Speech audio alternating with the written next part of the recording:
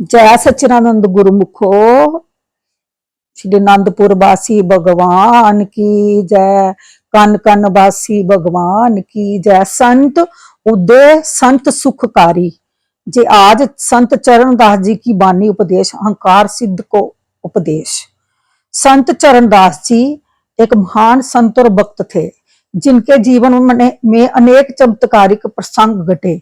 उनके उपदेश और लीलाएं आध्यात्मिक ज्ञान से भरपूर है। जे प्रसंग में अहंकारी सिद्ध को उन्होंने सच्चे गुरु शिक्षा की भक्ति का पाठ पढ़ाया, जो हमें अहंकार त्यागने विनम्रता अपनाने का प्रेरणा देता है।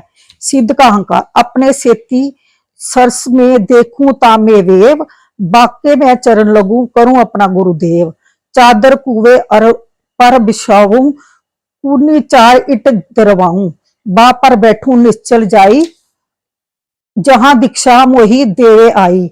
वही गुरु में चेला आया, वही गुरु में चेला जाका, बना बेश दूर में बाका। एक बार एक सिद्ध पुरुष अपने पुराने शहर में आए। उन्होंने उनकी ख्याति इतनी फैली कि लोग उसके दर्शनों के लिए उमड़ रहे। वह गर्व से कहता, मैंने केवल भगवान राम को ही गुरु माना है, किसी मनुष्य को नहीं। मैं किसी संप्रादक नहीं हूँ।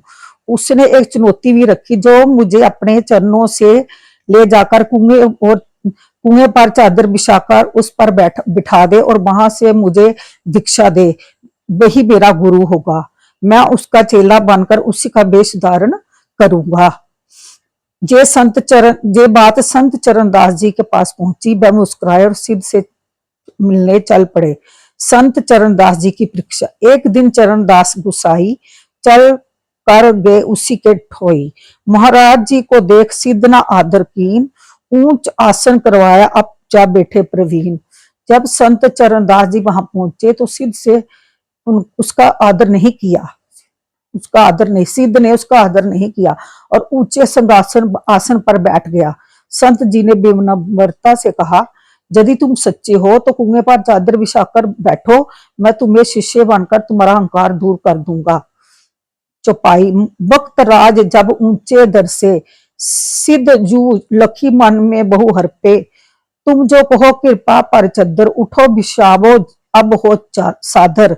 जाकर बैठो सीज धारवो, ताके पीछे हम बुलावो। तो डिंग बैठ जू शिष्य कर, कंठी मंत्र देहू, टीका तो मस्त करूं सभी गर्व कर लेहूं। जो सोचा है वचन तुम्हारा, तो शिष्य हुजे आज हमारा। सिद्ध क्रोधित हो गया। सिद्ध क्रोधित हो गया, पर चुनौती स्वीकार करते हुए कुएं पर चादर बिछाई और बैठ गया।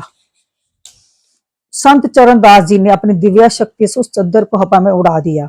सिद्ध ने देखा कि चादर कभी ऊपर उठती है, कभी नीचे बैठती है। ये देखकर अहंकार चूरो चूर हो गया। सिद्ध का समर्पण।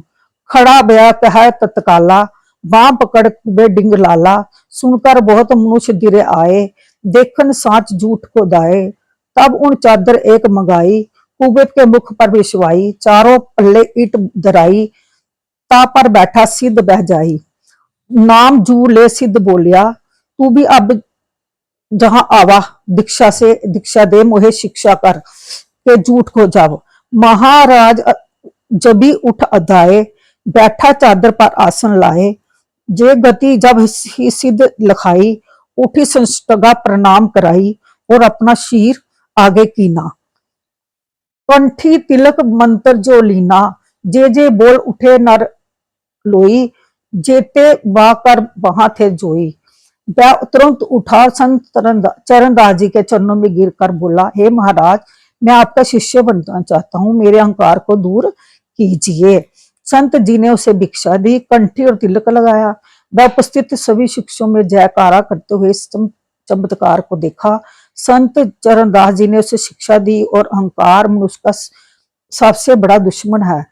ज्ञान और सिद्धियां भी जीव का अहंकार में डुबो देती हैं। सच्चा गुरु वही है जो अहंकार हार ले।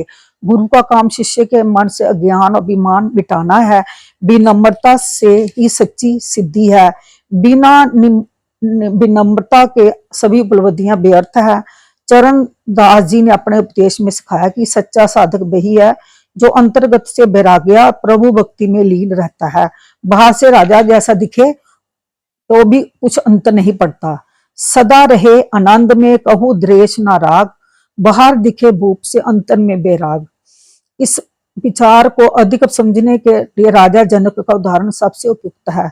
राजा जनक मिथिला के राजा थे, जो अपने राजसी ठाट बाट और शासन प्रशासन के बीच रहते हुए भी एक महान ज्ञानी और विरक्ता संत माने जाते थे। वह महल में रहते थे, राजकाज चलाते थे, अपनी प्रजा को देखभाल करते थे, लेकिन उनका मन हमेशा ईश्वर और आत्मज्ञान में लीन रहता था।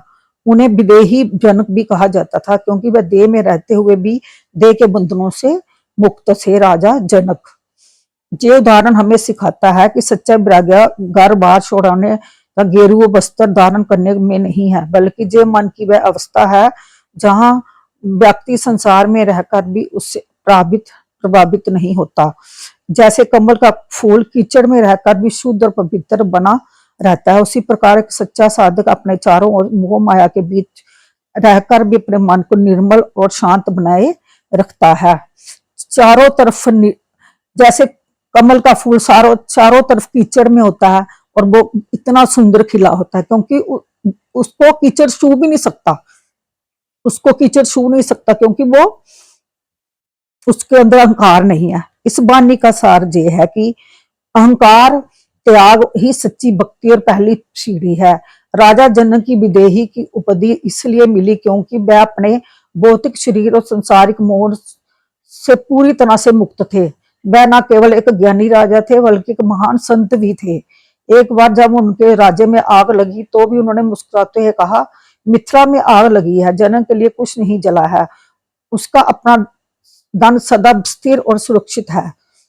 उनके इस कथन से स्पष्ट होता है कि वह पदार्थों और संपत्ति को अपना नहीं मानते। इसका मन पूरी तरह से उनका मन पूरी तरह से ईश्वर के और आत्म ज्ञान में लीन था।